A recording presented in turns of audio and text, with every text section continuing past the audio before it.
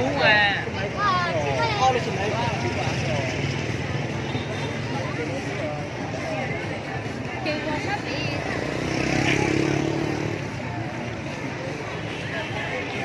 Má nó tấm tải nào bó không phải cao ơi. Tấm nào không sàn lên xe đây, đi là bó đây. Xe tàu hồng là bó đây.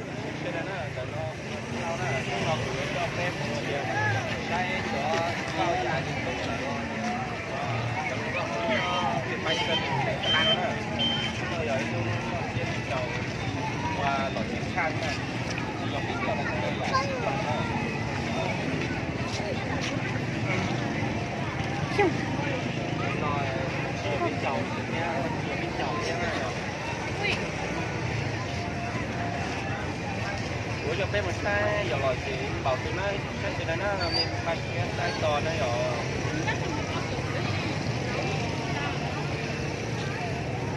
số luôn đã có ra.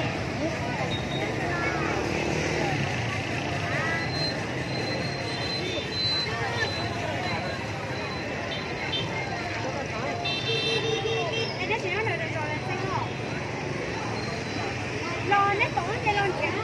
Không có này. cái trong dân là cũng khá đi đâu này tức là chúng tôi có thả cái đồ em kia nó nói là nghe nói rồi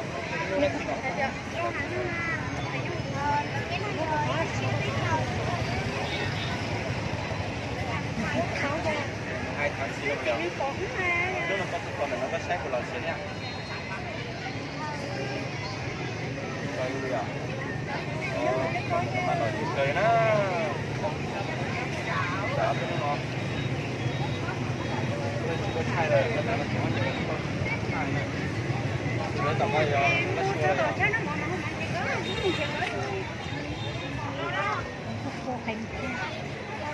bác sẽ nó bây giờ cho mình một cái làm cho kiểu thế này tôi Cái rồng nó đâu? Cái gì tôi chị? Cái này tôi đoán. Tôi đây mua tôi nó mua chị. Giờ tôi có chưa có dây à? Tôi em gái. Chua. Cái tôi ơi.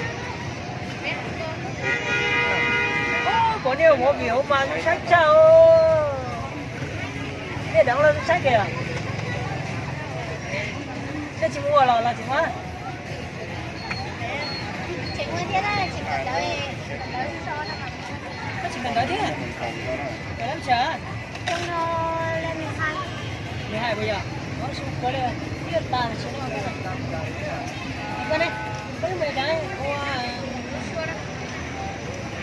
Chị em nhỏ. chị này nó Chị giống giả sơ.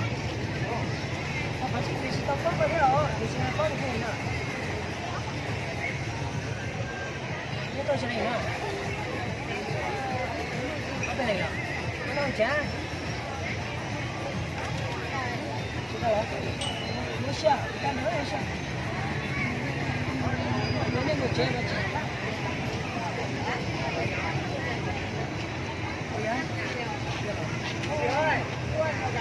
Ô, Kim Bùn à? Cô đây. Ô, người đóng phim rồi. Cái này là đúng không ạ?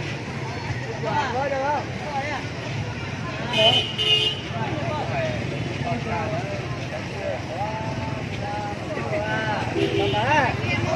Ngoại với cái bà này á. Ngoại ở Bình à.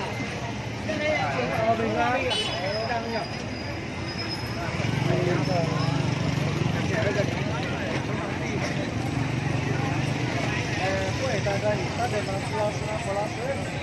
Wow.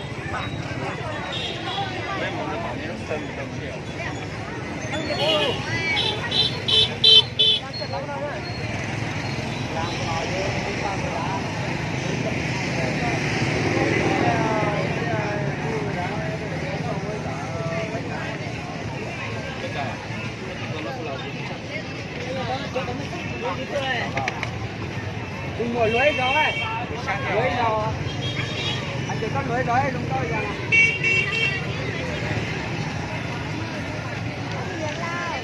em con chưa?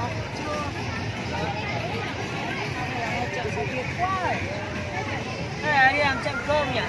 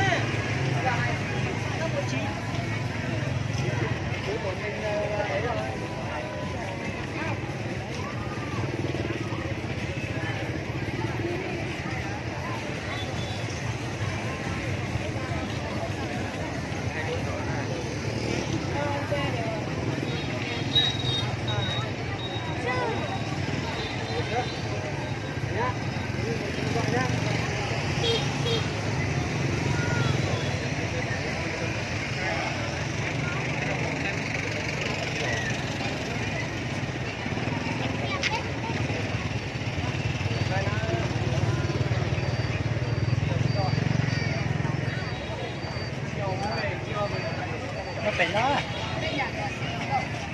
Ồ.